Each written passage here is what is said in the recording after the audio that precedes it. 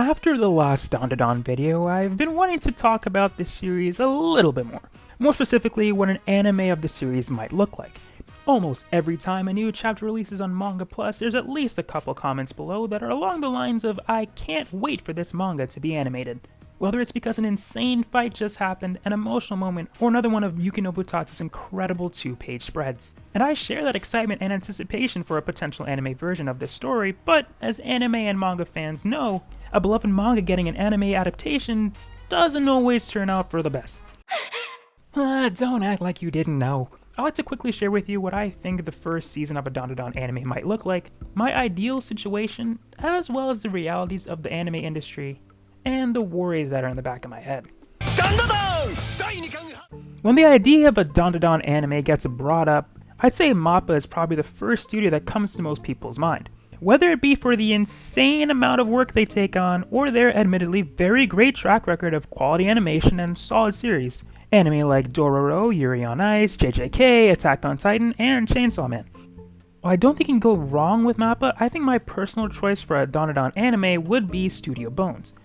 They've got some good anime on their resume too, like Bungo Stray Dogs, Fullmetal Alchemist Brotherhood, and the original, but anime like Soul Eater and Mob Psycho 100 make me believe that Studio Bones would be able to nail DANDADAN's wacky characters while also delivering on incredible action. MAPPA was able to cover around 40 chapters of Chainsaw Man with their adaptation, and Mob Psycho was able to cover 50 chapters in its first season. Both of these anime seasons being 12 episodes long. With those as a template, I'd imagine a good place to end season 1 of DANDADAN would be with chapter 50. All the major characters of the core group would be introduced outside of Kinta, who could be introduced in the second season. The first season would also end on a happy note, in Gigi's family being free of their sickness, but there would also be a great cliffhanger with the Subterrans. Imagine this being the last thing you see before the ending song begins for DANDADAN's first season finale. Random aside, I think Shina Ringo or Yama would be great picks to make a banger DANDADAN opening song. If they can't make it that deep into DANDADAN, I think a good spot for the anime to also end would be with Peeny Weeny or Mr. Mantis Shrimp returning to space and ending on the introduction of Gigi, Chapter 27. Ultimately, I don't think the first season of the anime would go much farther than Chapter 50. Now, I should mention that early this year there were rumors that which studio might be the one to take on a DANDADAN adaptation, and they wouldn't be an awful choice either. I'm actually a huge fan of Ranking of Kings. On the channel, we've talked about Yuki Nobutatsu's incredible grasp on action and clear movement that's easy to follow, making his action scenes a joy to read. To me, when a manga is getting adapted for anime, it gets positive points from me when it justifies it being animated. Sometimes a lot of shots in anime could just be a glorified manga panel, with little movement and static characters. A lot of things can factor into this, whether it be budget or scheduling, but when an anime justifies itself as a worthy alternative to the manga by fulfilling animating scenes or bringing certain scenes to life that can only be done in animation, that's a really good sign. And if Bones can do what they did with Mob Psycho, that would be ideal. I mean, imagine this incredible fight between Okuran and Evil Eye animated with the same level of skill as Mob and Koyama. But it's not all about the fights. Imagine Vimola's emotional backstory with Banga in the medium. This panel could hit a difference with some emotional voice acting and some music. I get chills just thinking about it.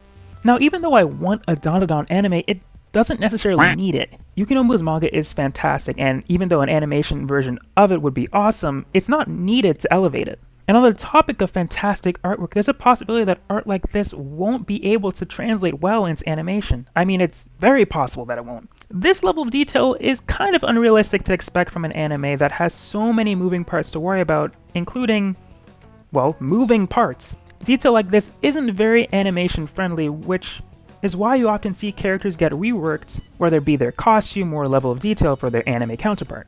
So I can dream that Kinta's robot is going to be animated like something out of Gurren Lagann, but in reality it may be less eye candy and more CGI.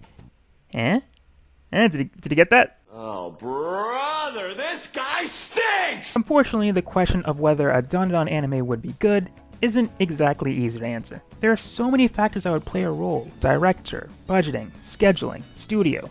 It all kinda just depends. But my ideal and realistic hope is that Studio Bones gets a director like Yoshimichi Kameda, who is capable of adapting the DANDADAN style for animation, as well as a healthy work environment for the animators to thrive. Okay, maybe that last part wasn't all that realistic, but it could happen. With Jump Festa only a few months away, announcement of DANDADAN anime isn't out of the question for the event. Last year they announced Yozakura Family, so it could happen. If a DANDADAN anime adaptation is announced, let's keep our fingers crossed that it gets the love it deserves. DANDADAN is one of the best looking manga out there right now, and should have an anime that complements that fact. Also guys, I wanted to thank you all for 500 subscribers. I've been thanking you guys on Twitter in a community post, but I never talked about it in a video, so I just wanted to say thank you. In the grand scheme of things, I know it's not a lot, but it's a milestone for me, so I'm going to keep trying to make videos that you can enjoy and I can be proud of as I continue to grow the channel.